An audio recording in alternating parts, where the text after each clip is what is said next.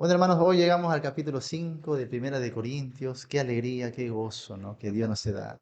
Gracias al Señor, por fin estamos llegando a este capítulo tan interesante, tan desafiante también, ¿no? Muchos se confunden, muchos por ahí malinterpretan o algunos lo toman como una ventaja este capítulo, pero vamos a ver que son principios muy necesarios el día de hoy, porque como les decía, hay aquí una cuestión de cositas que nunca queremos que acontezcan en la iglesia, pero que sí van a pasar.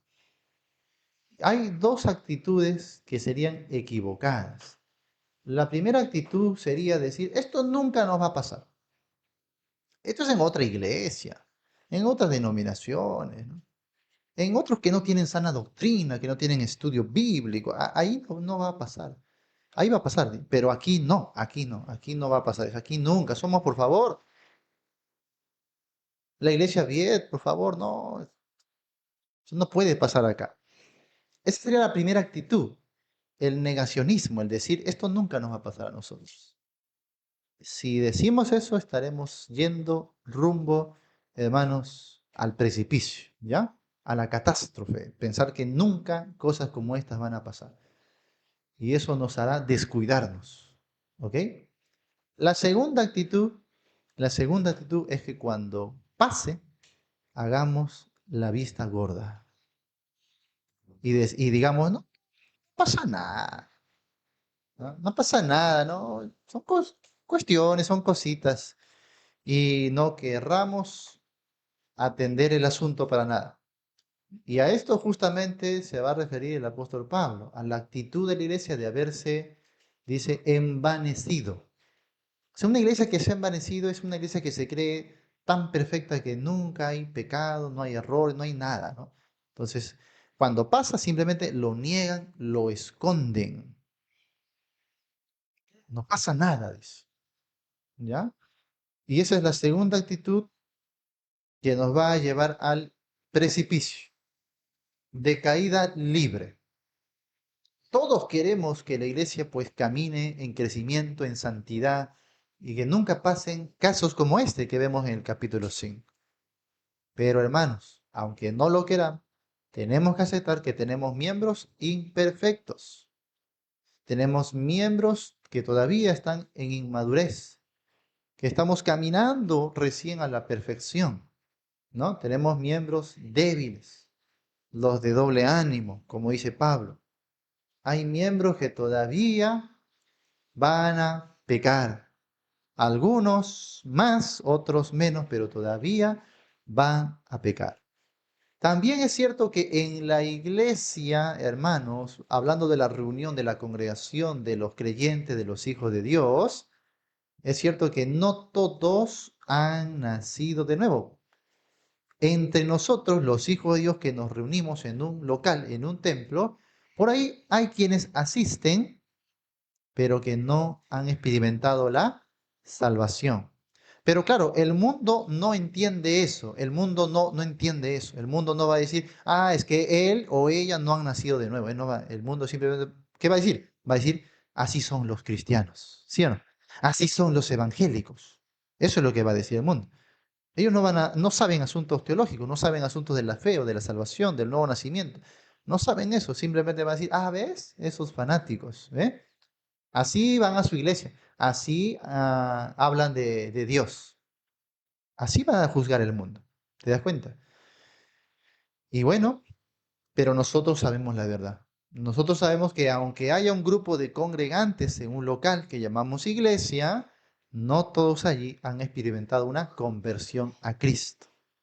Por eso usted ha escuchado esa frase que dice, ellos son convencidos, mas no convertidos, ¿no? O sea, les has convencido de venir a un lugar, de congregar, de ya no hacer ciertas cositas que antes hacía, de cargar incluso una Biblia, le has convencido de venir a tu religión, pero no se ha convertido a Cristo. Y justamente, ¿qué es lo que evidencia eso? Sus frutos, pues. Porque el que ha sido salvo da frutos de salvo, hermano. Y el que no ha sido salvo no da frutos de salvación. A algunos esto les parece duro, pero es la verdad, es la palabra de Dios. Y si no le decimos la verdad, jamás vamos a poder solucionar esos aspectos. Hace poco estaba hablando con un hermano, no me acuerdo si era pastor, pero él decía, bueno, tenemos que aceptar que hay muchos cristianos que se van al mundo y viven en el mundo. Y yo le corregí, "Oh, un momento, un momento, un momento. Ningún cristiano jamás está en el mundo ni en las cosas del mundo, ni uno solo.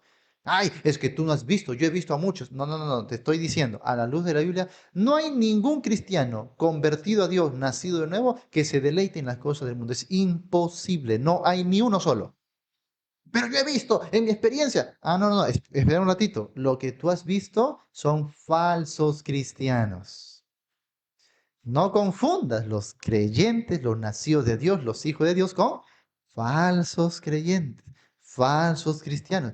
¿Y cómo tú sabes que es falso? Justamente por sus frutos los conoceréis. Porque aquel que es santo de Dios da frutos de santidad. Aquel que es hijo de Dios da frutos de salvación, frutos de arrepentimiento. Se ve en sus acciones, en sus actitudes, se ve en su perseverancia, se ve en su constancia, se ve en su servicio a Dios, se ve en su vida de humillación. Ese es un hijo de Dios. Así que mucho cuidado. Yo también creía, como a mí me llevaron a la iglesia desde que nací, literalmente nada más faltó que mi mamá me diera luz ahí en plena iglesia, ¿no? En pleno culto. Pero no sucedió, pero menos mal. Pero faltaba más, porque yo en su barriga ya estaba en el culto, estaba en las evangelizaciones, en las campañas, en todo, desde la barriga de mamá, yo ya aplaudía ahí adentro, ¿no? Cantaba al Señor. Entonces, cuando yo nací pues en una familia cristiana, en un hogar cristiano, con la Biblia bajo el brazo. Toda mi vida he leído la Biblia, he ido a la escuela dominical desde niño, sabía todos los personajes, las historias, pero cuando ya fui yo mayor, antes de cumplir los 18 años, me di cuenta que yo no era salvo, que no había nacido de nuevo, que no era hijo de Dios. Sí sabía de Biblia, sabía de iglesia, sabía todos los coritos, todos los signos, ¿no? Sabía todo, pero no conocía a Dios. Creo que muchos, algunos piensan que porque alguna vez fueron a la iglesia, porque sus padres le llevaron, porque les gustan las cosas aquí, ¿no? Son simpatizantes de las cosas que hacemos, piensan que de repente son cristianos. Y no, Señor, eso no te hace un cristiano, eso no te hace un hijo de Dios, sino el nuevo nacimiento. Cuando ha habido un arrepentimiento, cuando tú has conocido a Cristo por la fe y ha habido toda una vida entregada a Él, uno nació de nuevo, uno ha muerto para vivir a Cristo. Cuando tú experimentes eso, vas a ver la gran diferencia. Nunca más vas a querer saber nada del mundo, nada de los placeres de esta vida, nada, hermanos, de lo que tenga que ver en contra de Dios. Tú vas a amar las cosas espirituales. Tú te vas a deleitar y nunca más vas a retroceder atrás. ¿Sabes? No es tanto porque tú no quieras retroceder, sino porque Dios no te va a dejar retroceder, porque tú eres su hijo. Tú estás en la familia de Dios y ahí estás seguro. Así que si alguien me dice, pastor, pero venía al templo, pero cargaba la Biblia, pero participaba en algunas cosas y luego lo vemos perdido en el mundo, es que nunca había nacido de nuevo. La Biblia lo dice, primera de Juan, capítulo 2, verso 19. Salieron de nosotros, ¿por qué? No era de nosotros. Porque si hubiesen sido de nosotros, ¿qué dice? Habrían permanecido con nosotros. Pero salieron para que se manifestase que no todos son de nosotros. Obviamente, cuando dice nosotros, no nos referimos a la iglesia bien, por si acaso, ¿ah? Sino entre la congregación de los creyentes. Estaban con nosotros, pero no eran de nosotros. ¿Cuántos así aquí, ah? ¿Cuántos que están aquí con nosotros y no son de nosotros? Solo el tiempo lo va a develar. Solo el tiempo. Por eso no me fío yo de nadie, ¿no? Uy, pastorcito, usted predica como nunca nadie ha predicado en el mundo. Tranquilo, Sabanás, tranquilo, ¿no? Aunque solo los frutos lo van a develar. ¿Qué ganas tú elogiando la predicación si la predicación no está en tu vida? Si no lo aplicas, si no lo vives. ¿Sirve de algo? No sirve de nada. Yo he visto a muchos que dicen, ese varón, ese sí tiene palabra, ese varón de guerra. Así lo hablan, ¿no? Ese varón tiene la unción. Así lo veo. Y andando perdidos en el mundo. ¿De qué le sirve, hermano? Están admirando hombres que predican bien cuando esa palabra nunca se aplica a su vida y a su corazón. No sirve de nada. Lo que queremos ver es la palabra dando frutos en su vida. Eso queremos ver. Eso queremos ver. Y aquí vamos a llegar a uno de los casos pues más difíciles, porque ¿qué pasa cuando alguien que está entre nosotros comienza a vivir de una manera desordenada?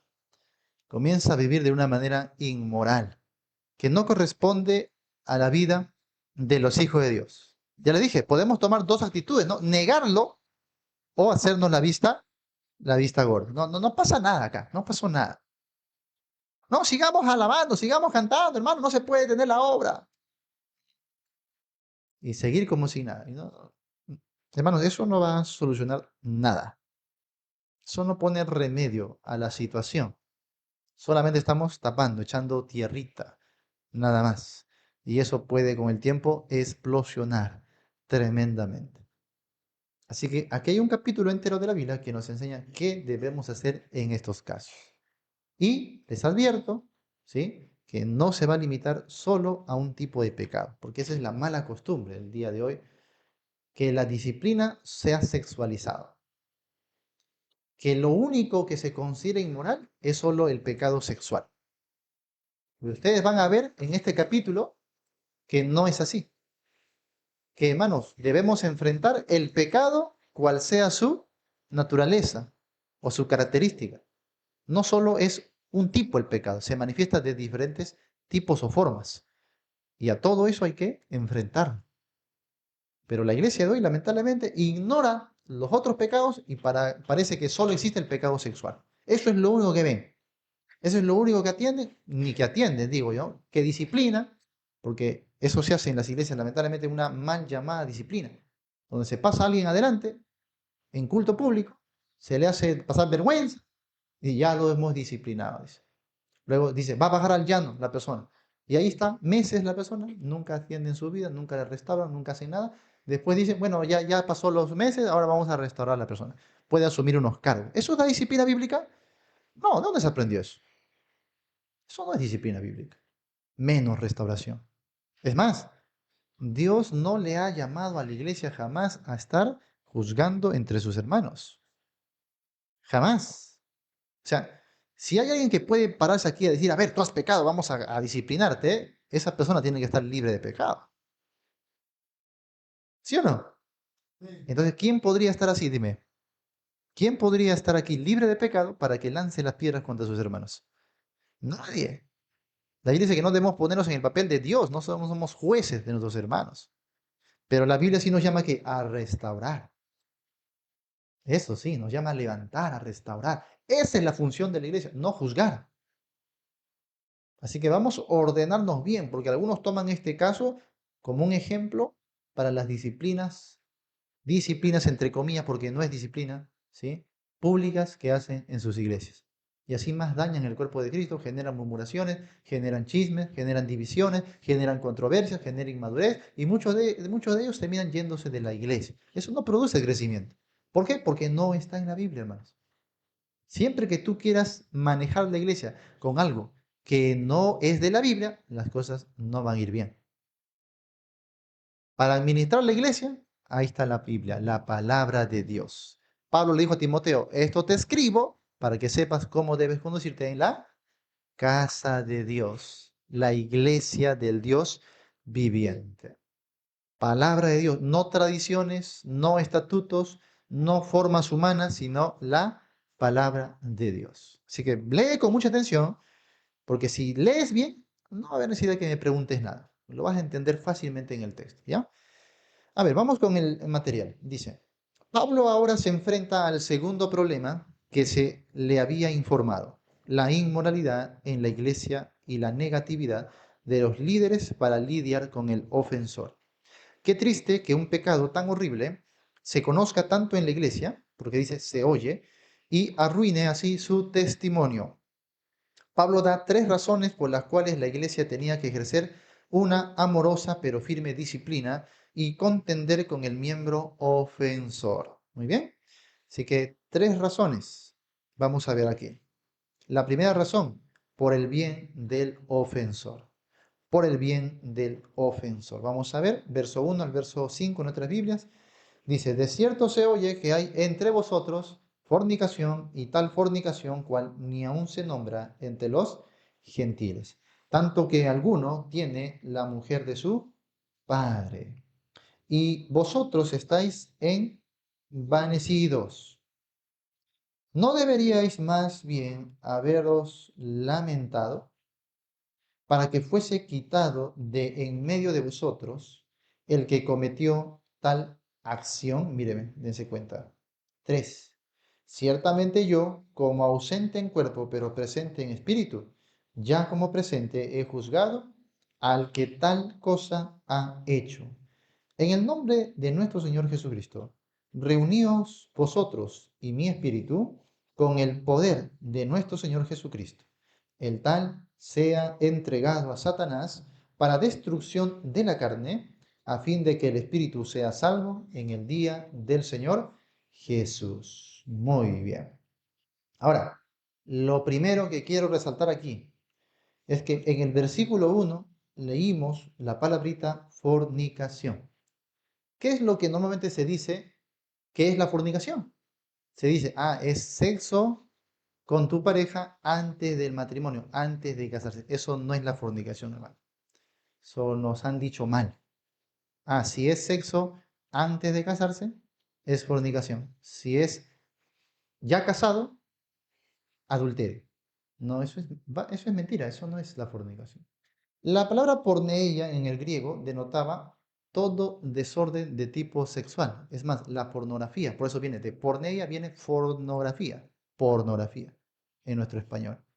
O sea, aún la pornografía es fornicación. ¿Sí me van a entender?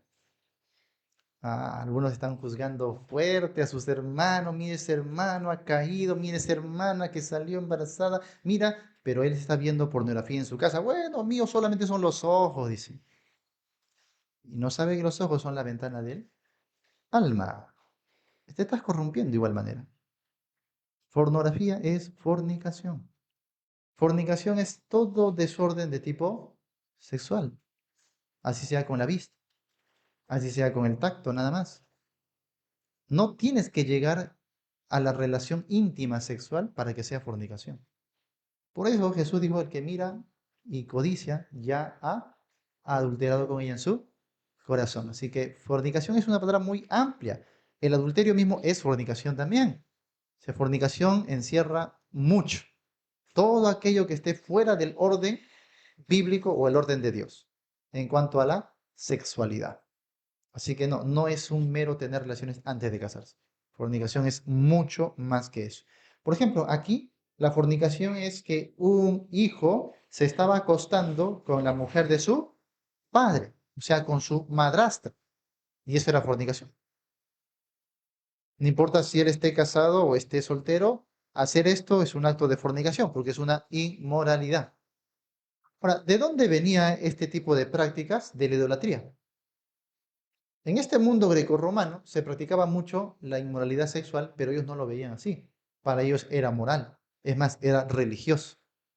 Porque ellos pensaban bájale un poquito, está chillando. Porque ellos pensaban que tener relaciones íntimas en un acto idolátrico, eso propiciaba la fertilidad y también la sabiduría. Pablo va a señalar, por ejemplo, que hombres se echaban con hombres. Claro, tú dices, oye, ¿qué abominación es esa? Pero ellos no lo veían así. Ellos decían, esto es sabiduría, porque a través de el esperma humano se transmite la sabiduría. Así decían ellos. También ellos alentaban el practicar todo tipo de actos con tu cuerpo, puesto que ellos pensaban que el alma que era interna siempre se mantenía pura. Así que no importa lo que tú hagas con el cuerpo. El alma siempre es pura. De ahí el lema que ellos usaban, todo nos es lícito. Todo es lícito. Porque no importa lo que tú hagas con tu cuerpo. El cuerpo un día se va a podrir. El alma es lo que importa. El alma es pura y se mantiene pura. Por eso todo es lícito. Pablo contrarrestó esa idea más adelante diciendo, todo es lícito. No todo conviene. No todo edifica. Y no debes buscar tu bien, sino el bien de los demás. O sea, ¿qué estaba haciendo Pablo? Emilio, baja. Solamente baja la ganancia un poquito. ¿Qué estaba haciendo Pablo? Estaba contrarrestando la filosofía pagana de ese tiempo. Muchos dicen, la Biblia dice todo es lícito. Cuidado, la Biblia no decía todo es lícito. Eso decían las corrientes filosóficas de los griegos. Ellos decían, todo es lícito. Esa frase que Pablo dijo, el vientre para las viandas para el vientre. ¿Has escuchado? ¿Lo has leído? Bueno, eso también era un cliché filosófico griego que usaban en esa época. ¿Y qué quería decir? Mira, tu vientre, o sea, tu barriga, a ver, ¿para qué sirve? Para recibir la comida, pues, pastor. No te juegues con la comida, ¿no? Por eso Pablo decía que para muchos su Dios es el vientre, porque vivían solamente para servir a su propio vientre, ¿no? Allá. Entonces ellos decían, si el vientre solo sirve para la comida, hay que darle comida, ¿sí o no? El vientre para las viandas y las viandas para el vientre. Esa es su función. Si esa es su función, simplemente úsalo. Por eso, comamos y bebamos, que mañana moriremos. Eso son filosofías de los griegos. Eso no es lo que Dios quiso revelar. Eso es lo que los hombres decían. ¿Mm? Ah, ya. Entonces Pablo dice, vivo te crees. Tú dices, el vientre para las viandas para el vientre. Pero a una y a otra cosa destruirá Dios. ¿Ves? Él está contrarrestando esas malas filosofías. Ahora, ¿por qué decían el vientre para las viandas y las viandas para el vientre? ¿Por qué decían eso? Porque ellos usaban esa analogía para decirte, mira, así tu cuerpo, por ejemplo, tu órgano sexual, ¿para qué es? Para placer, sentir, bueno, si es para el placer, dale placer, pues. Así como tu vientre es para la vianda, dale vianda. Igual tu órgano sexual es para placer, dale placer. Ya está. Por eso decían, todo me es lícito. Este tipo de filosofías ya traían los hermanos en su mente, toda la vida le habían instruido en estas cosas. Es un mundo así. Ahora, usted y yo no hemos sido criados con esa filosofía, ¿no? No de esa manera tan directa que hasta se hacía escuelas de eso. No, imagínate. Aunque el día de hoy ya están llegando algunas ideologías parecidas, ¿no? Al Perú, tristemente. Ya van a educar a nuestros hijos en esas ideologías. Pero no creas que es nuevo. Ya en los tiempos de Pablo existían esas cosas. Así que es lo primero que quiero que entiendan bien, el mundo que los rodeaba, el ambiente, ¿no? El contexto donde están estas personas. Y ahí había un joven, no sé qué tan joven, pero se estaba acostando con la mujer de su padre. Ahora, no solamente se acostaba en el sentido de que tenía relaciones con ella, sino que estaba conviviendo con ella. Dice la frase, tiene la mujer de su padre. Es decir, que ya la había llevado consigo a vivir con ella. Y esto a la vista y paciencia de todos. ¿Me dejo entender? Entonces, pónganse ustedes en el caso, ¿no? De que uno de nosotros, un varón, tome a la mujer de su padre y se vaya a vivir ahí, a su casa, delante de todos. Pero él viene al culto siempre y canta y participa entre nosotros. Y eso es lo que a Pablo le habían informado. Mira lo que está haciendo este varón. ¿Qué debemos hacer? En una cultura donde todo era relativo, ¿no? Pero Pablo asegura que este tipo de fornicación ni aún se nombra entre los gentiles, porque ellos podían tener pues todo tipo de orgías, todo tipo de fornicaciones ahí idolátricas, pero nunca se oía que alguien tomaba a su padre o a su madre para estas cosas. Todavía había cierta honra, cierto respeto a los padres, así que por eso Pablo le dice, esto es algo que ni siquiera se nombra entre los gentiles. Así que eso es lo primero que quiero que noten aquí. No se trata de un hermano que cae en pecado, sino de alguien que está viviendo en el pecado, de alguien que está haciéndolo público, ni siquiera es algo privado, porque dentro de los principios bíblicos nosotros encontramos que los asuntos privados los tratamos privadamente. Yo no tengo por qué sacar un asunto privado a la luz. Hay mucho peligro en eso, sobre todo el testimonio de Cristo y su iglesia. Si hay un asunto privado entre los hermanos, miembros de la iglesia, se trata de manera privada. Hay hermanos que no han entendido esto y que todo quieren sacar a público. No, ay, ese pastor los está ocultando, los está apañando, dice. Eso tiene que salir a la luz. Hermanos que tienen ese corazón, pues, perverso, ¿no? Juicioso. Todo lo quieren sacar a luz. Sáquelo a los leones, pastor. Vamos a despedazarlo vivo, dice, ¿no? No, no, no, hermanos. La Biblia dice, con misericordia y con verdad se corrige el pecado. Tiene que haber misericordia, aún en el que ha caído. Ahorita lo vamos a ver en la Biblia. Compasión, misericordia. ¿Acaso tú no eres también propenso a pecar? Y no digas, no, a mí nunca me va a pasar. No digas eso. Ten cuidado. Por eso le dice, considerándote a ti mismo, no sea que tú también seas tentado. Debe haber misericordia, debe haber compasión, ¿no? Sobre todo si esta persona se ha arrepentido. Yo he visto casos de que hermanos han venido donde el pastor a confesarle un pecado. No porque el pastor sea un sacerdote y él vaya a perdonarle, ¿no? Sino porque busca pues su ayuda, busca la restauración. ¿Y qué ha hecho este pastor? Lo saca adelante públicamente, hermano. Pastor, yo caí en este pecado, yo quiero dejarlo, yo me arrepiento. Muy bien, hermano, bueno, ¿sabes qué? Iglesia, vamos a una sesión pública. Este hermano ha pecado, vamos a disciplinar. Mira, este hermano se va de la iglesia, hermano, no quiere saber nada más de las cosas de Dios. ¿Hace bien el pastor? No, tremendamente mal, porque eso no es bíblico. La Biblia dice que mientras más privado el asunto, mejor. El amor cubrirá multitud de pecados. Jesús dice, si tu hermano peca contra ti, ve estando solos. Traten el asunto privadamente, lo más que se pueda. Este asunto no es privado. Este asunto es público, mi hermanos. Cuando un asunto ya es público, ya y sí, ¿qué privado vas a mantenerlo? Ya se tiene que tratar públicamente. Así que anota, por favor, esos detalles son importantes. ¿Ya? Anote ese detalle, es bien importante. El asunto, en primer lugar, trata de alguien que está viviendo en el pecado. No se trata de alguien que cayó en algún pecado, sino que está viviendo pecando y en un pecado escandaloso. Dos, se trata de un pecado público, no solo a la vista de la iglesia, sino de los mismos incrédulos. Así que en tercer lugar, este es un pecado que dañaba el testimonio de la iglesia. ¿Cómo tú le predicas a la comunidad si la comunidad sabe cómo están viviendo algunos de los miembros de la iglesia? Tú vas a predicarle y ¿qué te van a decir? Ah, si yo sé lo que está haciendo tal miembro en tu iglesia, ¿no? Así vienes a hablar de Dios. ¿Sí o no? Anda, vayan a corregirse ustedes sus vidas, después vienes a hablarme a mí. Eso te va a decir. Así que el testimonio de la iglesia está siendo dañado. Tercera característica muy importante. El testimonio público, visible de la iglesia, está siendo dañado. Ahora, en cuarto lugar, si el testimonio de la iglesia está siendo dañado, entonces el evangelio de Cristo está siendo obstaculizado. Escríbalo, escríbalo. El evangelio de Cristo está siendo obstaculizado. Ya no hay poder en la predicación.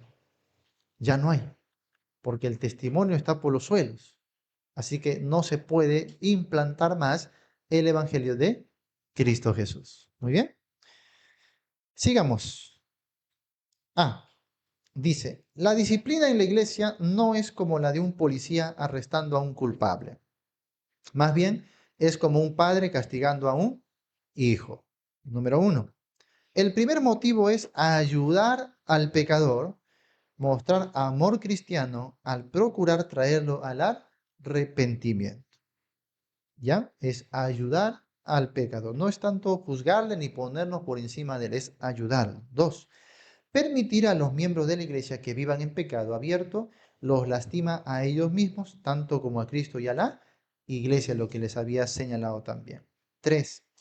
Es evidente que este miembro en particular estaba viviendo con su madrastra en una relación inmoral.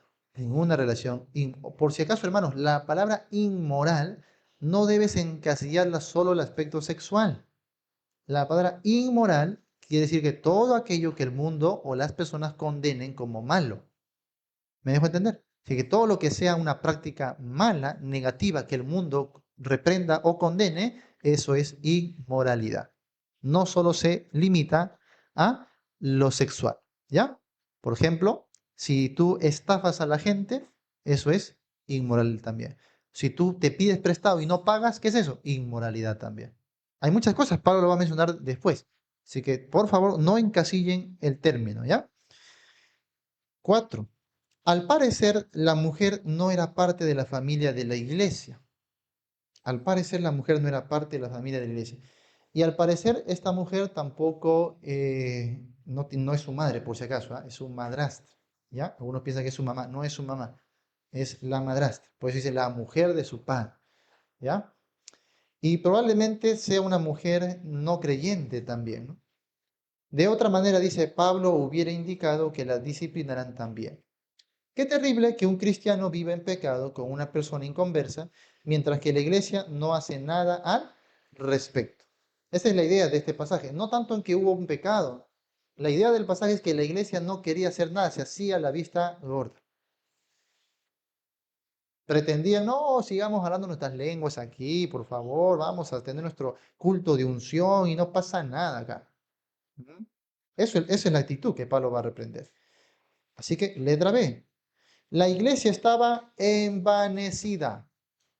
La iglesia estaba envanecida y se enorgullecía de su actitud liberal. Se enorgullecía de su actitud liberal. Pablo les dijo que deberían haber estado lamentándose. Y la palabra griega que usa aquí significa lamentar por el difunto. Más tarde compara el pecado de ellos con la levadura, y la levadura siempre eleva lo que infecta.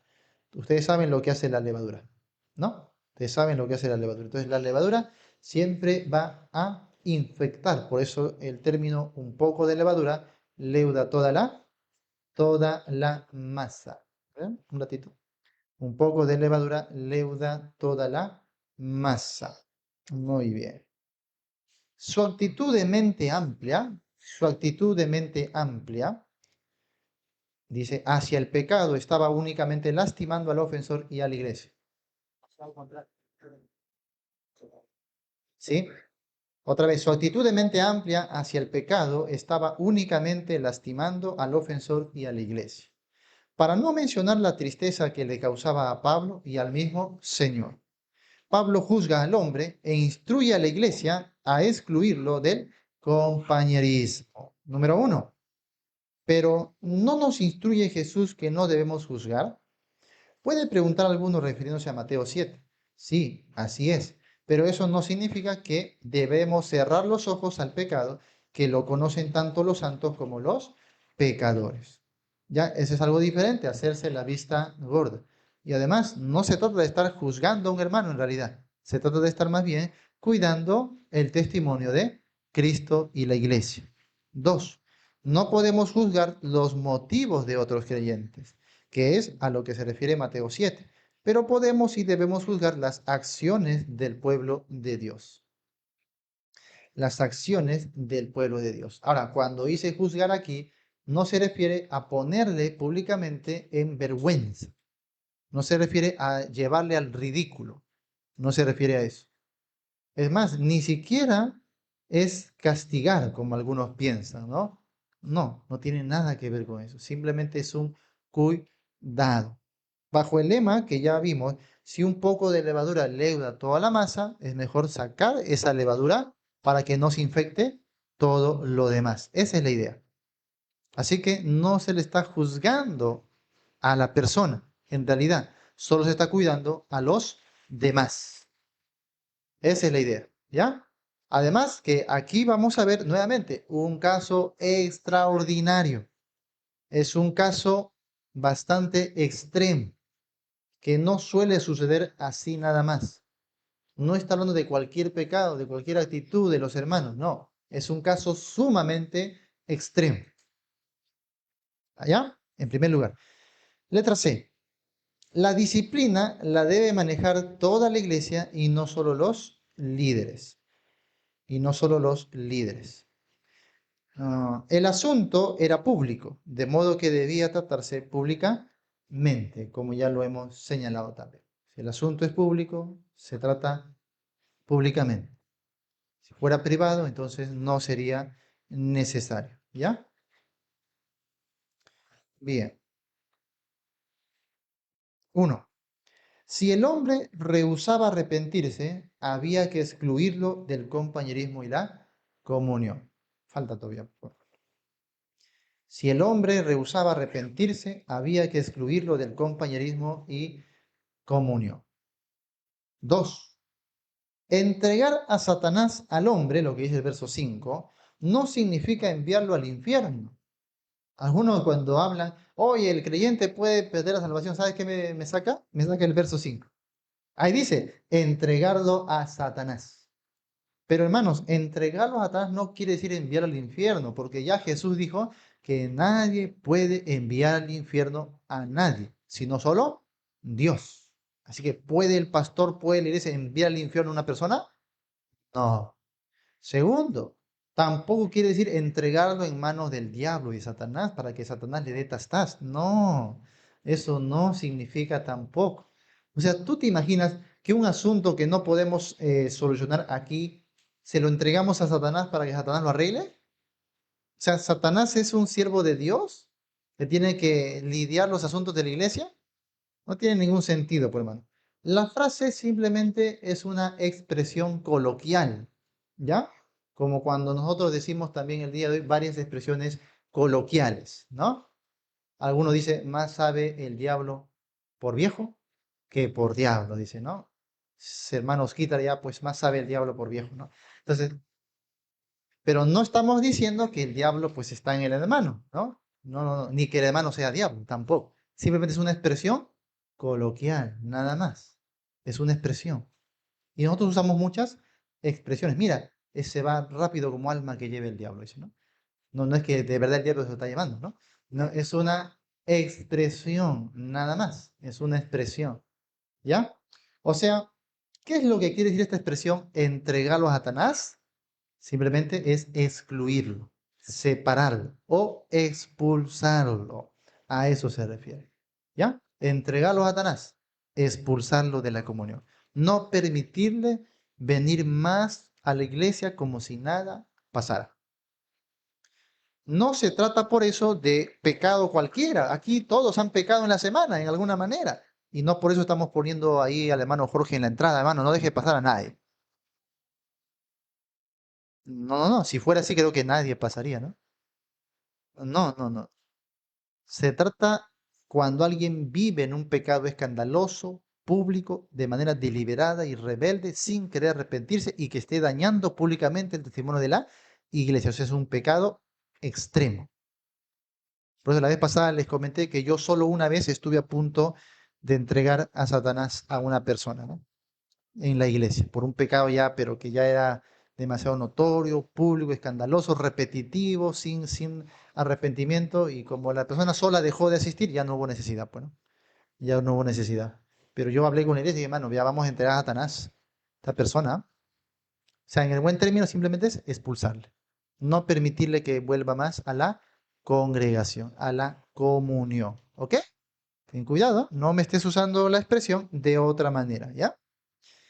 Muy bien, entonces entregar al hombre, dice, no significa enviarlo al infierno, porque ninguna iglesia puede hacer tal cosa. Tres, más bien quiere decir separarlo de la comunión de la iglesia para que se vea obligado a vivir en el mundo controlado por Satanás. Lo que pasa es que en esos tiempos ellos veían, recuerda cuando Pedro le dijo a los judíos, sé salvos de esta perversa generación. Entonces, es como si ellos visualizaran la iglesia en una esfera de cobertura, ¿no? Como si aquí estuviera la reunión de los santos. Y eso se ve en toda la Biblia. Entonces, aquí estamos los santos en comunión. Muy bien. Y aquí, fuera de este conjunto, de esta congregación de santos, está el mundo. Y el mundo siempre ha sido gobernado ¿por quién? Por Satanás. Excluir a una persona, o sea, entregarlo a Satanás, era sacarlo de la comunión de los santos. Con eso, la iglesia estaba reconociendo que tal persona no se había arrepentido, es decir, no era un hijo de Dios. Jesús también dejó una pauta parecida en el libro de Mateo cuando dijo, si tu hermano pues peca, tú ve solo, si no quiere oírte, lleva dos o tres testigos, si no quiere oír a los testigos, dilo a la asamblea. Y si no oye a la asamblea, ¿qué pasa? Tenlo por gentil y publicano. No es pueblo de Dios. Expúlsalo. Y esto es parecido acá. De hecho, se está tomando esos principios. Entonces, no quiere arrepentirse. Quiere seguir rebeldemente en eso. Está dañando el testimonio de la iglesia. Ya le dimos tiempo suficiente. Muy bien. ¿Qué hacemos? Entregamos a, o sea, le sacamos de la comunión, de la cobertura espiritual de los creyentes. No puede caminar entre nosotros. Le reconocemos ante el mundo que no ha sido un verdadero convertido. Esa es la actitud que toma la iglesia o la acción que toma la iglesia. Y eso lo vamos a ver en otras cartas también, que después vamos a observar, ¿ya? Cuatro. El propósito de tal disciplina no es perder un miembro, sino más bien traer al pecador al arrepentimiento. Traer al pecador al arrepentimiento. para que se salve de la pérdida de recompensa en el día del juicio. La disciplina es un ministerio olvidado en muchas iglesias de hoy en día. Sin embargo, si en realidad nos amamos los unos a los otros y si el pastor ama a su rebaño, vigilará que se advierta a los descarriados y se les discipline por su bien. Justamente cuando Jesús dio la comisión a sus apóstoles, también les dijo, ¿no? Todo lo que atéis en la tierra será atado en el cielo. Todo lo que desatéis en la tierra será desatado en el cielo. Esto se llama atar o desatar. Por si acaso, ¿cómo lo usan mal esos pasajes las iglesias de hoy en día? Ay, voy a atar tu demonio, dice. Vamos a atar los malos espíritus. Ato ese espíritu del sueño que gobierna ese hermano que está ahí, Dios mío. ¿Ah? Lo ato, lo amarro, ¿ya? Y unos piensan que atar y desatar tiene que ver con atarle los demonios a todo el mundo. No, señor, eso no era atar o desatar. ¿Ya? Hay iglesias que viven atando a Satanás. Y yo digo, si lo atas a Satanás, entonces una sola vez ya serviría. ¿Por qué lo estás atando siempre? Y además, piensan que Satanás es omnipresente, porque si están en 1000 iglesias atados a Satanás, piensan que Satanás está en todas las iglesias. ¿Satanás es omnipresente? No, pues hermanos, o sea, son locuras. Pero hay iglesias que lo practican, no. Practican locuras sin fundamento bíblico. El término atar y desatar era un término judicial que se usaba en la época. Era un término legislativo que indicaba una deliberación por parte de un juez. Entonces, cuando alguien venía a litigio, el juez deliberaba y decía, ¿no? Ato o desato. O sea, eso era atar o desatar, la deliberación de un juez. En este caso, a los apóstoles se les dijo, aquellos que no anden conforme a la verdad del Evangelio, porque estaban predicando el Evangelio, y se esperaba frutos de aquellos que reciban el Evangelio. Pero si no se había frutos, ¿qué significaba? Que no había recibido tampoco el Evangelio. Por lo tanto, se le separaba. Y sobre todo esto se hacía en tiempos de persecución. ¿Por qué? Porque podía ser un infiltrado. En la época de persecuciones es en la época donde la iglesia más ha expulsado a personas porque su andar, su vivir no era de acuerdo a la sana doctrina.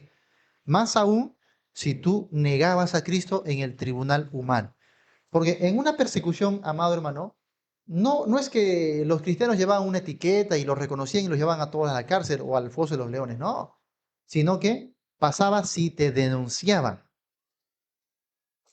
¿Ya? De repente ahí estábamos felices en la congregación, pero ahí Doris me hizo mala cara, se portó mal, no me quiso dar el caldo de gallo, ¿no? Entonces, ahora va a haber esta Doris, ¿qué se habrá creído, no? Entonces, iba a los tribunales y le denunciaba, por si acaso, ahí hay una cristiana, ¿ah? Una cristianita, y brava todavía, ¿ya? Brava. Lidia, muy bien. Entonces, ¿qué venían? Venían las autoridades y se la llevaban presa. O sea, la persecución no era hacia la vista, sino era por denuncia, ¿ok? Te denunciaban y te llevaban preso y probablemente vayas a parar a los leones. De ahí te iban a comer, ¿ya? Gratis todavía. ¿Ya? Ahí te iban a comer. Y bueno, entonces, ¿qué se esperaba del creyente? Jesús lo dijo, el que me confesara delante de los hombres, yo también le confesaré, pero el que me negare delante de los hombres, yo también le negaré. Y en la parábola del sembrador, recuerda las piedras, los pedregales, justo estamos en pedregales, ¿no? ¿Qué representaban los pedregales?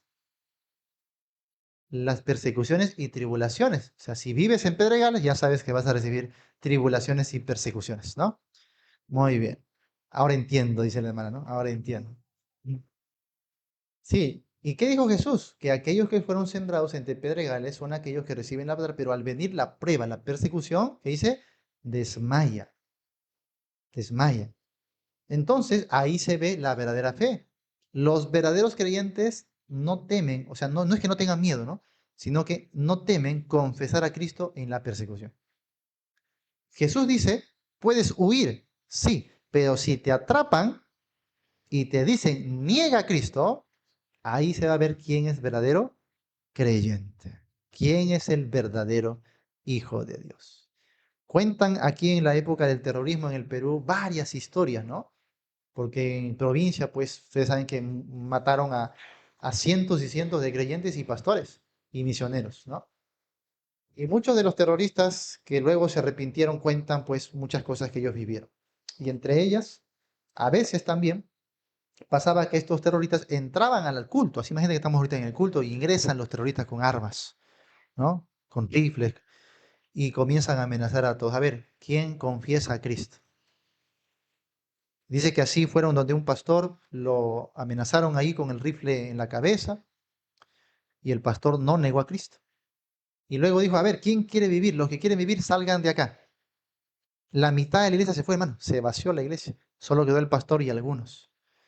Y luego el terrorista le dice, ¿sabe qué, pastor? Puede seguir el culto. Ya se fueron los hipócritas. Porque ellos valoraban a los que eran capaces de morir por su causa, ¿no? Por una causa. Y bueno, así a veces se develaba quién era quién, ¿no? Igual pasaba acá en las persecuciones. Aquel que verdaderamente era de Dios y amaba a Dios no negaba a Cristo. Y si tú lo negabas, y ojo, lo que pasa es que en esta época negar a Cristo no era tan fácil. No, no es que ya niego a Cristo, ya me voy, ya no voy a ir a la iglesia. No, tú tenías, ¿sabes qué hacer? Blasfemar contra Cristo, decir improperios, maldiciones y malas palabras contra Cristo y su sangre. Y tenías que decirlo delante de toda una multitud y un tribunal de jueces. Y ahí tenías que escupir en el nombre de Cristo Jesús y en su sangre. Por eso la Biblia habla de aquel que pisoteare la sangre del Hijo de Dios y les pusiere a vituperio, porque eso se hacía en esos tribunales. Así que aquel que hacía eso por salvar su vida, la iglesia decía, ese no había sido un verdadero cristiano y lo entregaban a Satanás. No le permitían entrar más a la comunión. Y eso es lo que Dios había determinado. Así que hermanos, la prueba va a determinar quién es quién. Algunos piden terrorismo, no hermanos, tranquilos, no pidan eso. Ya están pidiendo ya persecuciones, no pidan eso, tranquilos, ¿no? Dios va a probar a cada uno. Cada uno en su momento va a mostrar si realmente tiene frutos de salvación o no lo tiene. Cada uno lo va a demostrar. Y puede incluso que se haya gozado en la congregación.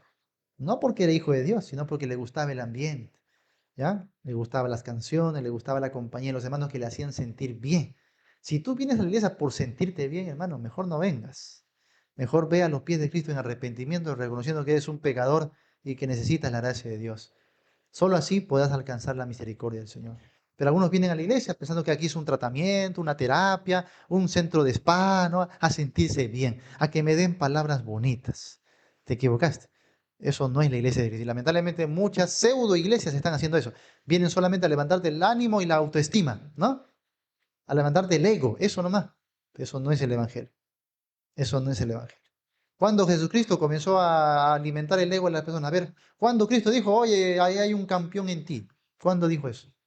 ¿Mm? Vamos a descubrir el campeón que vive en ti. No, Jesucristo dijo, son sepulcros blanqueados. Eso dijo él. ¿Ah? ¿Para qué? Para que tú reflexiones y te arrepientas. A veces la palabra puede ser dura, pero es lo que necesitamos. ¿Ok? Así que, ¿quién es quién? Sus frutos lo van a develar. Bien, pasemos al segundo punto. Otro motivo, otra razón para hacer esto, por el bien de la iglesia. Verso 6 al verso 8. Por el bien de la iglesia. ¿Qué necedad que una iglesia diga que tiene mente abierta? Mente abierta. Mira, ve. Hace poco, en el 31 de octubre, hemos visto aquí una iglesia en el pleno corazón de Lima celebrando el Halloween, ya por segundo año consecutivo. Tiene nombre de iglesia, no tiene nombre de que vive, pero muerta totalmente, hermanos.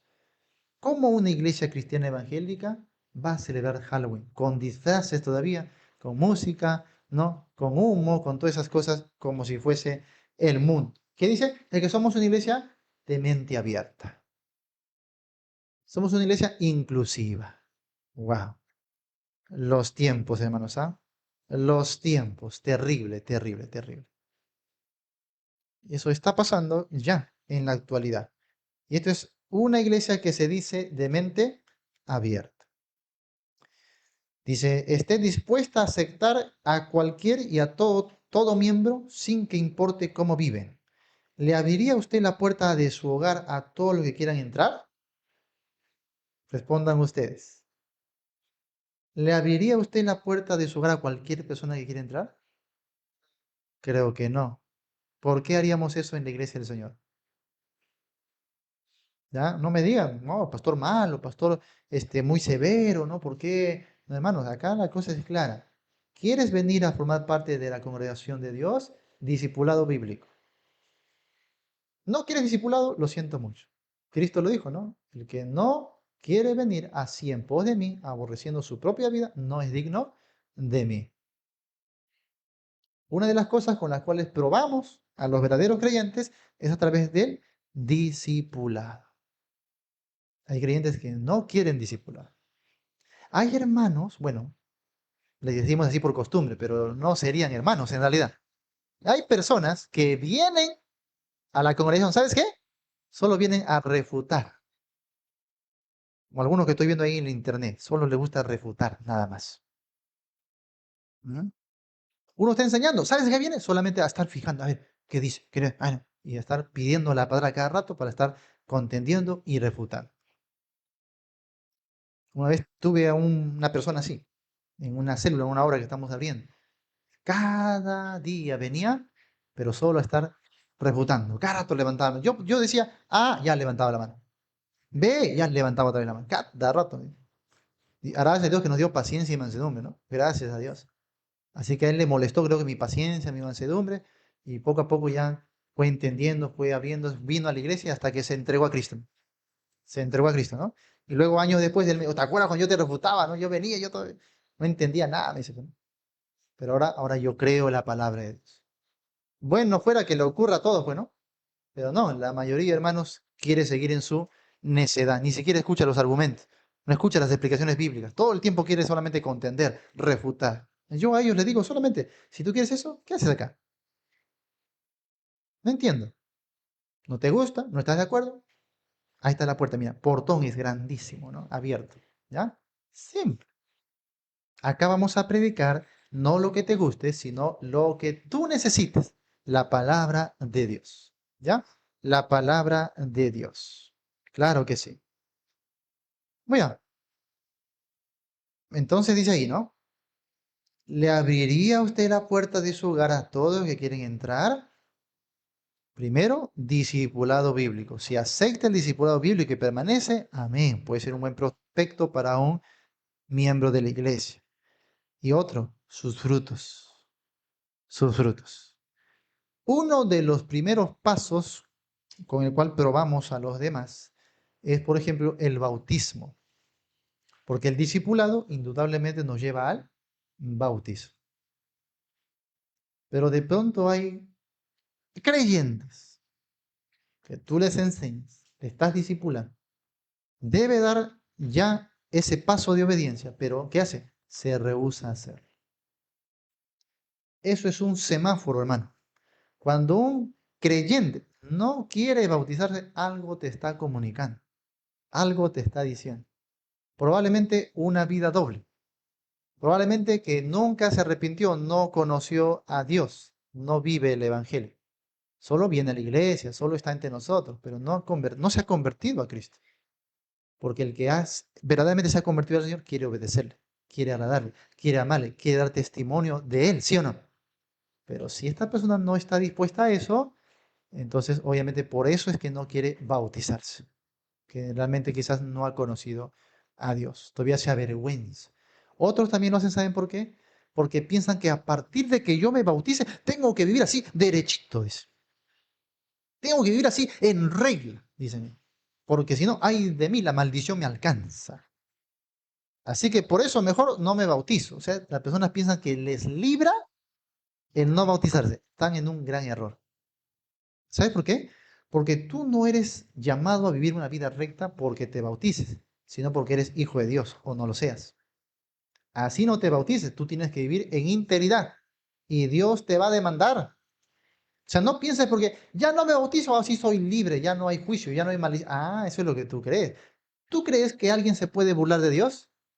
No, no os engañéis. Dios no puede ser burlado. Mira, Señor, sí, yo viví así, pero no me bauticé, ¿ah? No me bauticé. Así que no tengo ninguna obligación. Cuidado, Cuidado, el Señor no te vaya a reprender, ¿no? Oye, hijo de Sabanás, ¿ya? Ten cuidado. Entonces, ¿qué hacemos nosotros cuando estamos discipulando a un creyente y llegamos al bautismo? Se espera que el creyente diga, ¡ay, qué lindo, amén, yo quiero bautizarme! Es más, antes que le propongas, ya él mismo tiene que decir, pastor, aquí estoy, yo quiero bautizarme. Esa es la actitud de alguien que se ha arrepentido. Pero si tú le estás enseñando, si le estás educando, si le estás discipulando, hermanito, ¿ya cuándo, pues, hermano? No, hermano, ya será después, ya. Hermanito, ya ahora sí, ya el siguiente mes. No, es que tengo muchos quehaceres, hermano. No te imaginas, tengo que lavar ropa, ¿no? ¿Ah? Hermano, pero ya, un ratito, el bautismo, ¿no? Ya tienes que bautizarte, hermano. No, ya el año que viene, ahora sí, año nuevo, pues, hermano. Bautismo nuevo también, ¿no? ¿Ah? Y así está postergando y postergando el hermano, ¿no? No, hermano, no, ya. Tengo miedo al agua, hermano. Tengo miedo al agua. Usa ese video, tengo miedo, tengo miedo. ¿Ah? No, hermano, tengo miedo al agua. Ahora sí, hermano, ya se te ha quitado toda excusa. ¿Qué vas a decir? No, estoy enfermo. Tengo la gripe, no puedo meterme al agua. Si hay un creyente así, hermanos, no es que podamos decir no es creyente, ¿no? Pero se duda mucho. ¿Podrá esta persona ser considerada un miembro de la iglesia? ¿Podrá esta persona ser considerada para el ministerio? No, porque el paso más básico y elemental no quiere obedecerlo. ¿Qué te hace pensar que lo demás sí lo va a obedecer? Por eso, discipulado y después vamos a observar sus frutos. Tener bastante cuidado. Hay iglesias que por llenar nada más su templo, por su tener más membresía, te aceptan nomás, vente para acá. Pero no quiero bautizar, no te bautices. Total, eso no salva, mano. Bueno, como tú quieras, pero, hermano, yo me voy a una escapadita los viernes por la noche, tú sabes, el cuerpo te llama. No importa, hermano, la Biblia dice la carne es débil, hermano. Ven nomás. O sea, hay quienes que por llenar el templo, hermano, te permiten todo. No, acá no va a pasar eso. Acá se te enseña la palabra y se espera que tú vivas conforme a la palabra. De otra manera, no puede ser considerado un miembro de la iglesia de Cristo, porque no es la iglesia del pastor Jonatán, hermano. No es la iglesia de ninguna denominación, es la iglesia de Cristo que él ganó por su propia sangre. ¿Vas a pisotear la sangre de Cristo? No, hermano, no podemos hacer eso, ¿ya? Entonces, desde ahora ya lo decimos bien claro para que cada miembro sepa cuáles son sus deberes, si realmente tu compromiso es con Cristo. Y si no, no te hagas problema, no te vamos a votar pues a patadas, ¿no? Pero no se te puede considerar una o un miembro de la iglesia del Señor, ¿ya? Así que por el bien de la iglesia.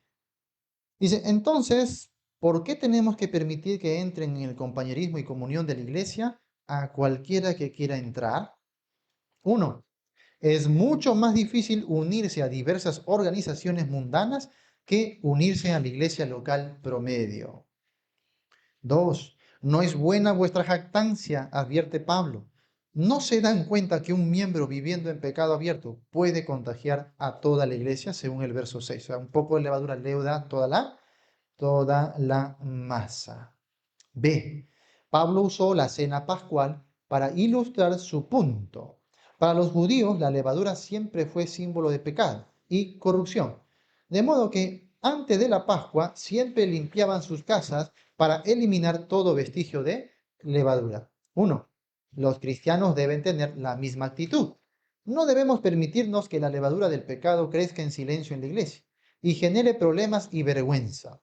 Cristo murió por nosotros no para hacernos como el mundo, sino para hacernos semejantes a Dios. Dice 1 Pedro 1:16, sed santos porque yo soy santo. Dos, esto no quiere decir que los líderes de la iglesia deban ser detectives espirituales, espiando las vidas de los miembros, pero sí significa que cada miembro de la iglesia debe velar para que la levadura del pecado no crezca en su vida.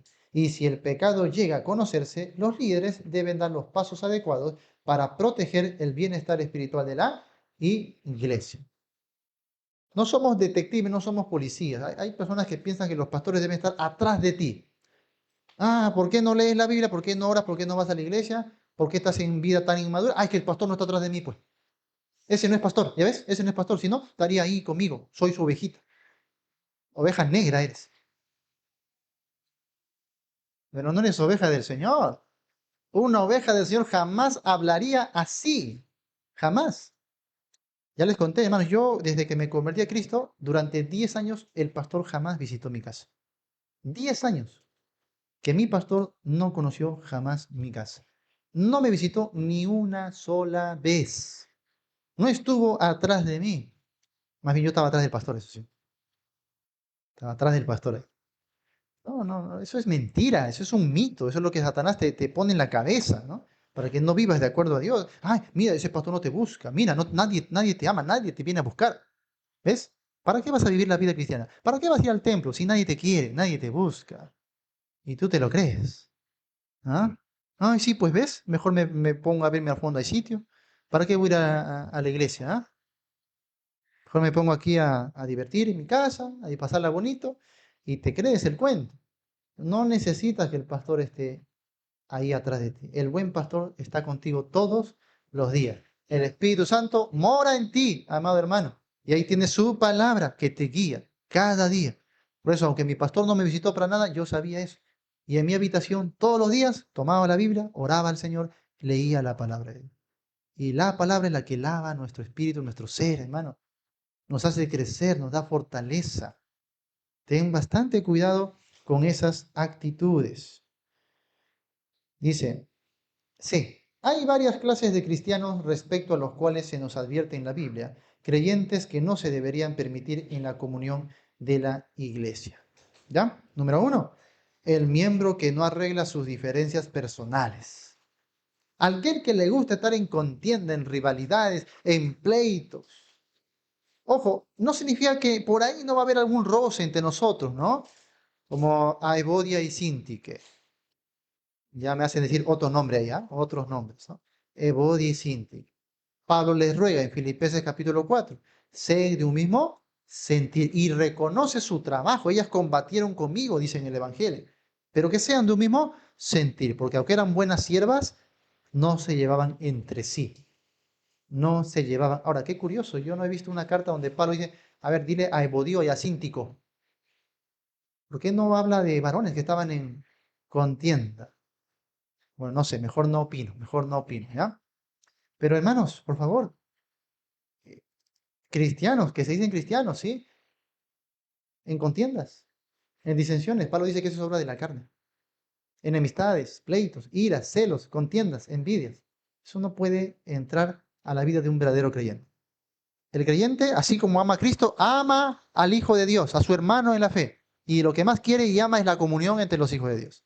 Disfruta la comunión, ¿ya? Pero que no quieras verte con tal, no quieras rozarte con tal, formar tu grupo, todo eso, hermanos, es del diablo, hermanos. Dos, el que tiene una reputación de ser un pecador flagrante, o sea, un pecador a la vista y paciencia de todos, que ya se le ha descubierto, pero no le importa, sigue sin remordimiento alguno. Tres, los que sostienen doctrinas falsas. Y eso les decía, el líder no va a estar como un detective atrás de cada uno, pero sí va a tener cuidado de la sana doctrina. Y cuando uno por ahí se levante a decir barbaridades, nosotros estamos ahí para ponerlo en su lugar. De hecho, cuando Pablo le dice a Timoteo, los que persisten en pecar, se refiere a personas que estaban en la mala doctrina y no querían arrepentirse de la falsa doctrina, porque es un pecado la falsa doctrina. Estás torciendo el Evangelio de Cristo.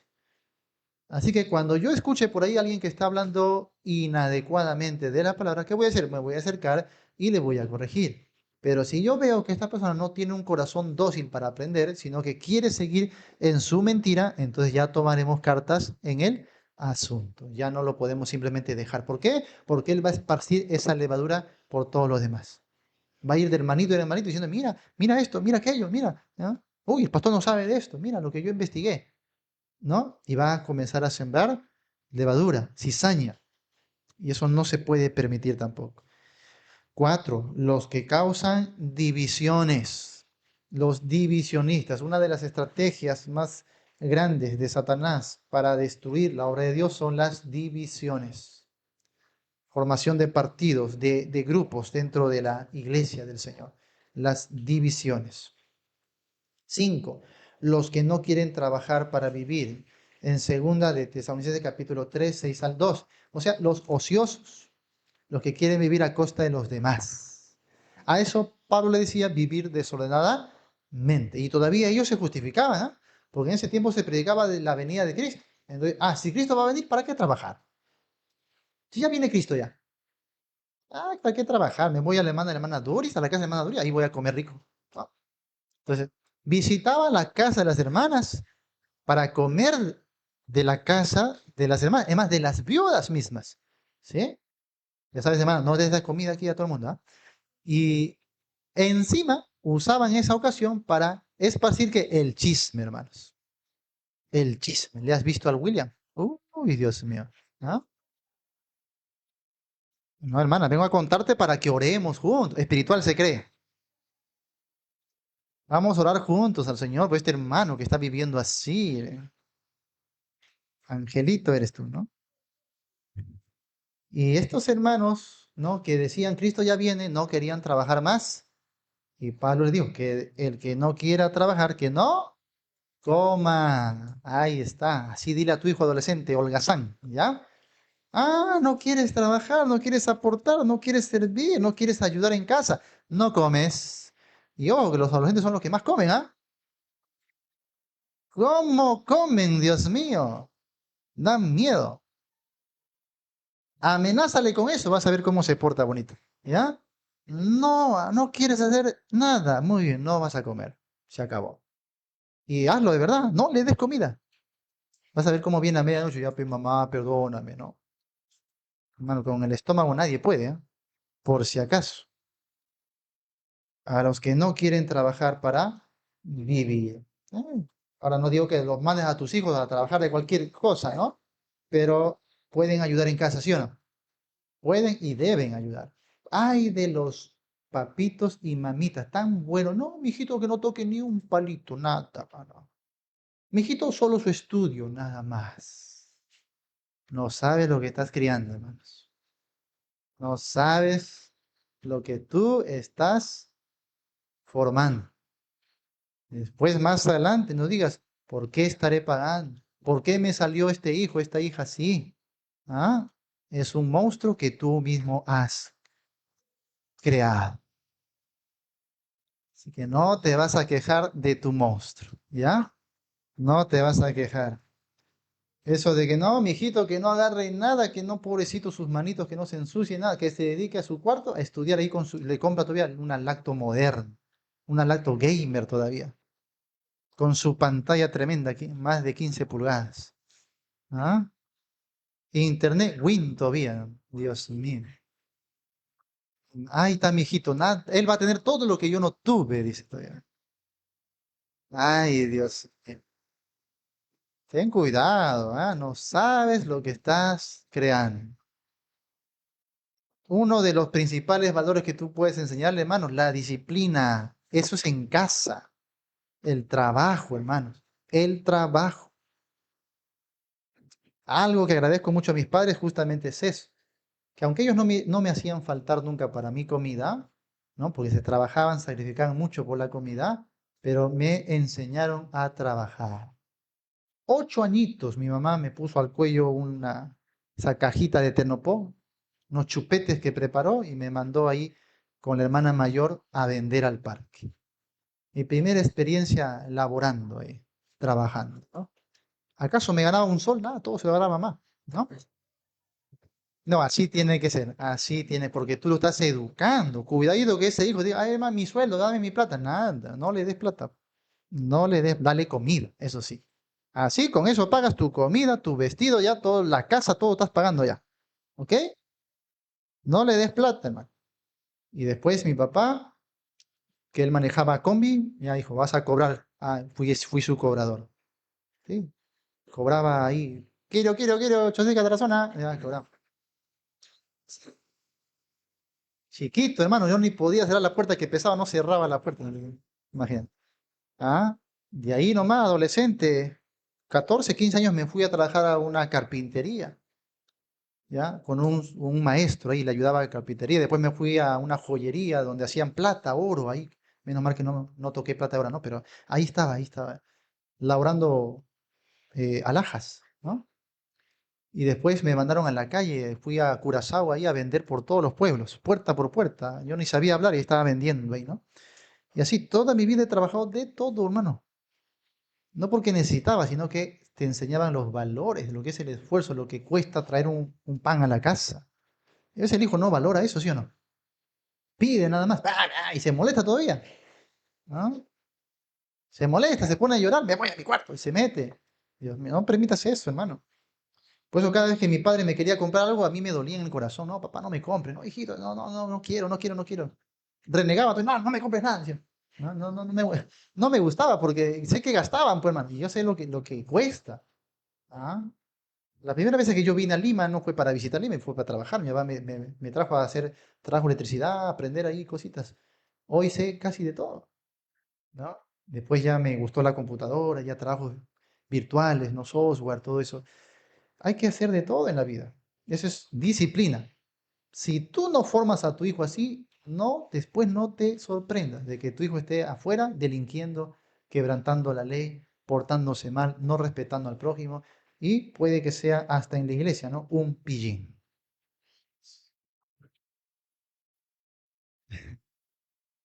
Una joyita. Y encima, como eres mamá, no es mi hijito un angelito, va a decir. Ay, Dios mío. Dice, a esos que de repente son presa del pecado, debemos procurar restaurarles con amor. O sea, aquellos que caen, no se les debe tratar así. No. Aquellos que caen, hay que restaurarlos. A los que viven rebeldemente en el pecado, a esos sí hay que marcarles bien.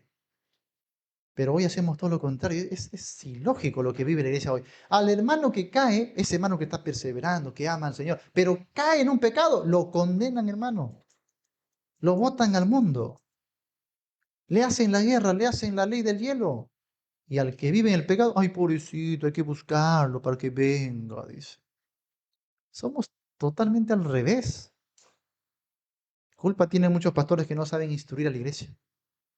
A los que están perdidos, ahí, vamos a buscarlo, dice. Vamos a buscarlo, vamos a visitarlos. No, hermano, a los que son fieles, a ellos hay que atenderlos. Hay que darles más palabras, más consejos, hay que darles más atención, porque están dando fruto para Dios.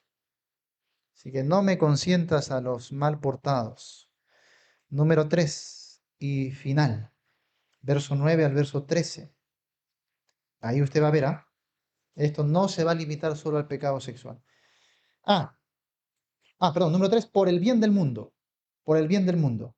Hemos visto por el bien del pecador, por el bien de la iglesia, ahora por el bien del mundo. La iglesia no puede cambiar al mundo si es como el mundo. O sea, si nos portamos como el mundo, vivimos como el mundo, ¿cómo queremos cambiar el mundo?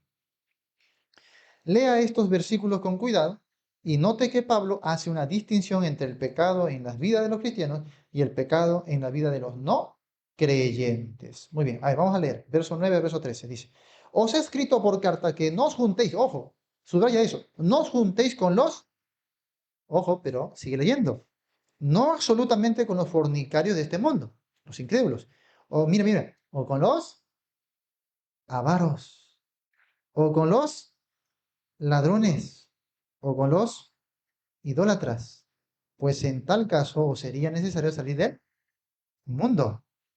Más bien os escribí que no os juntéis con ninguno que, mira, llamándose, subraya eso, llamándose, no dice que sea, sino que se llame hermano, fuere fornicario, pero también o avaro, o idólatra, o maldiciente, o borracho, o ladrón. Con el tal, ni aún comáis. Ay. ¿Solo es con el fornicario? ¿O con cualquier tipo de pecado? Con cualquier tipo de persona que viva en cualquier tipo de pecado. Mira, no se trata de pecar, porque no dice con el que ha pecado, con el que ha fornicado o con el que así ha hecho un acto idolátrico, no, sino con el fornicario, avaro, idólatra, eso quiere decir que esa es su forma de vivir, eso es su carácter. Está viviendo desordenadamente en el pecado y deliberadamente.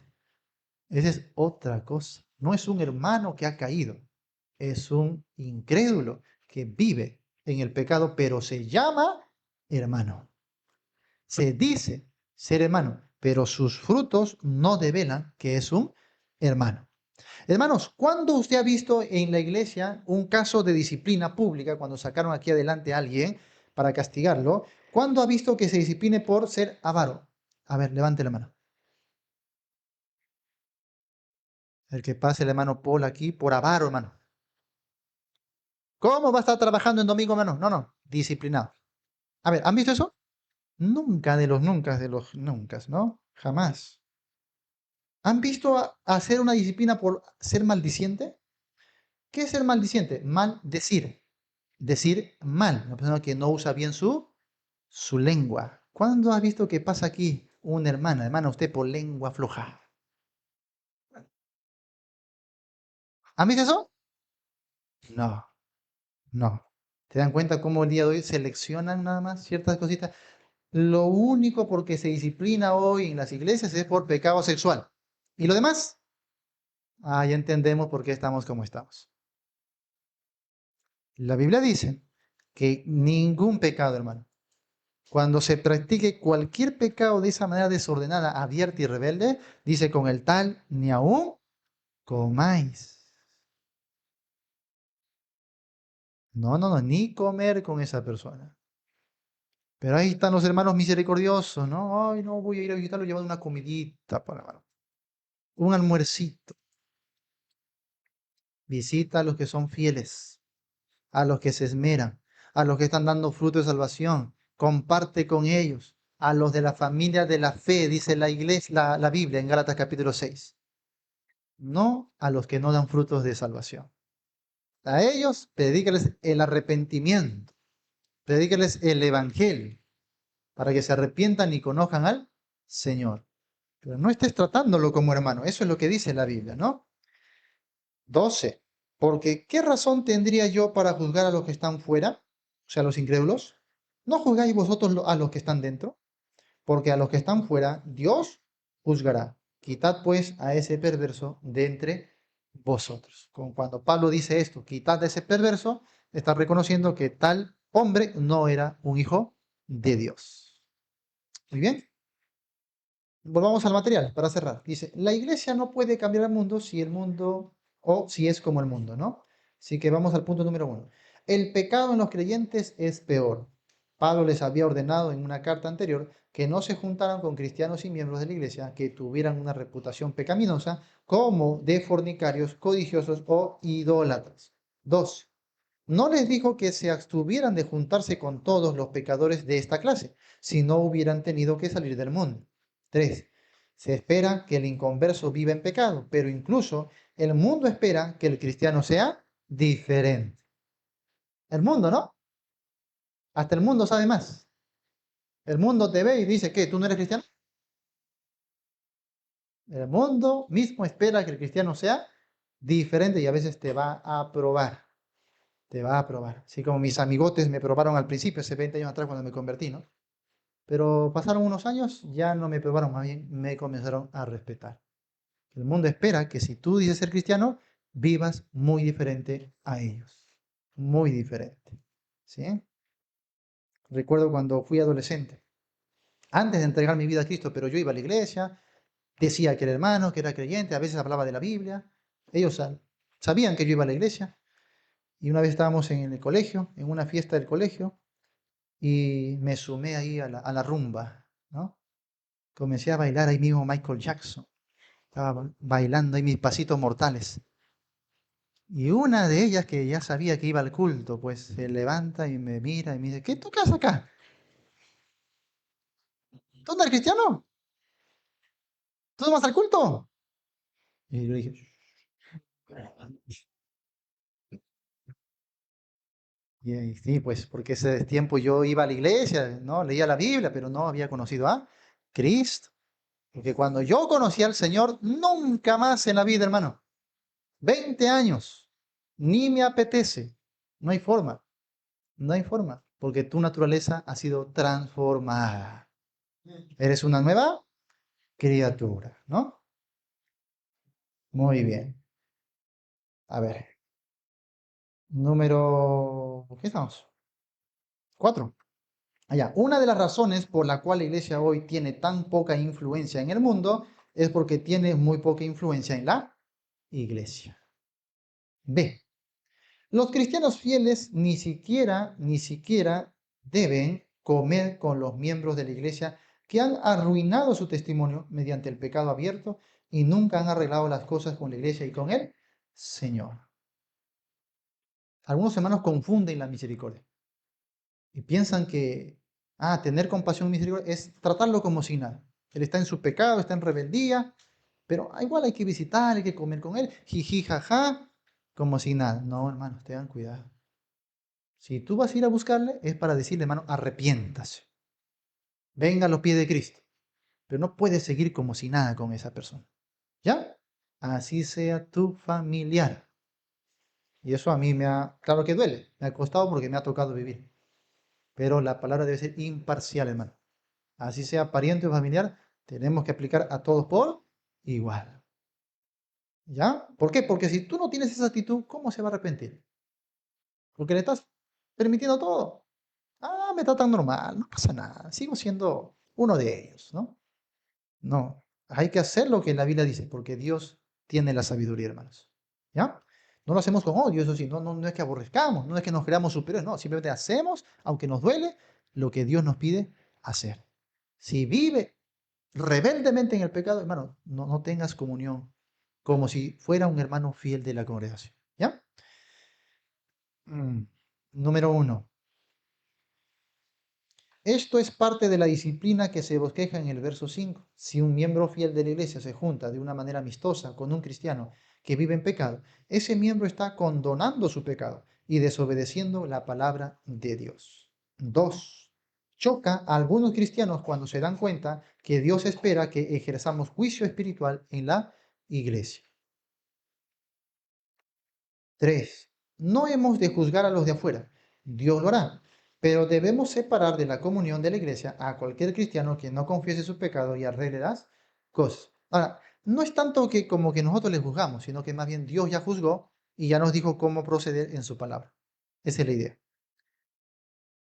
4. Esto no debe hacerse a la ligera.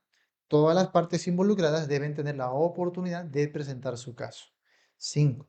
Debe haber oración y el ministerio de la palabra. Oración y palabra de Dios. Eso es clave. 6. También debe haber amor cristiano sincero. ¿Ya? El mismo acto de la disciplina es un testimonio al mundo y una advertencia a la iglesia, y en especial a los nuevos creyentes, de que Dios espera que sus hijos sean diferentes del mundo. Por último, condonar la práctica deliberada del pecado es negar la misma cruz de Cristo.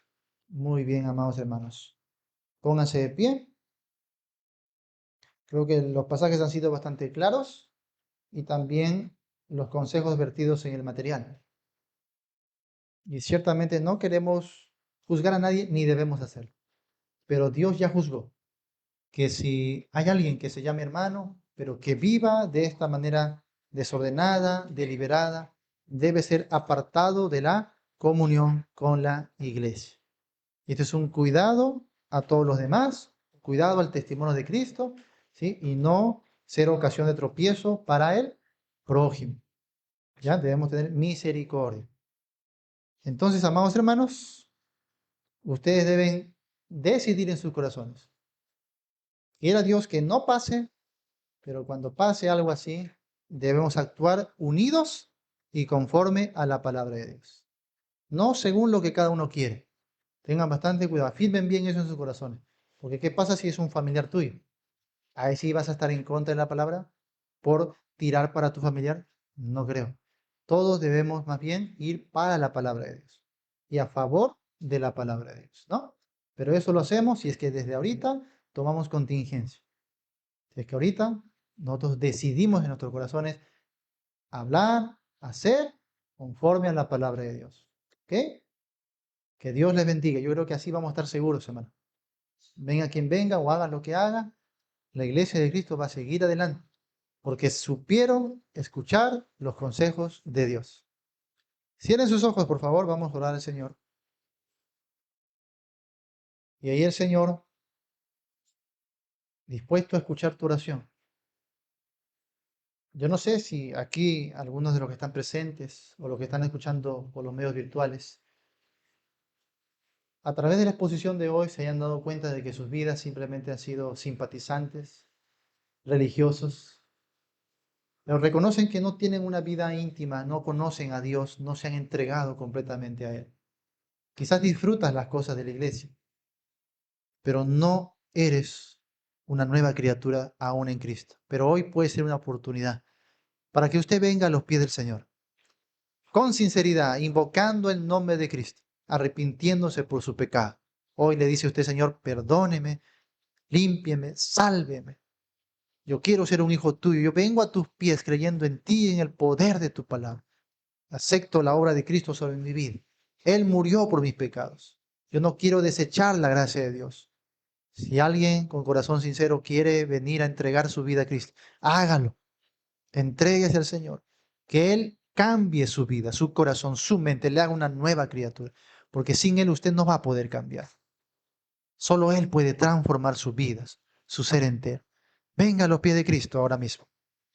Si usted es un creyente y se da cuenta de que quizás no ha vivido bajo la luz de los principios de Dios, si usted por ahí ha consentido el pecado, si ha defendido a alguien que está en rebeldía, usted hoy pueda también pedir perdón a Dios. Usted pueda enmendar su actitud, pueda saber tratar con estos asuntos o aplicarlos a su propia vida. Caminemos en la unidad, hermanos, todos a favor de Cristo y su palabra. Solo así las vidas van a ser transformadas y el Evangelio de Cristo seguirá adelante por todo lugar.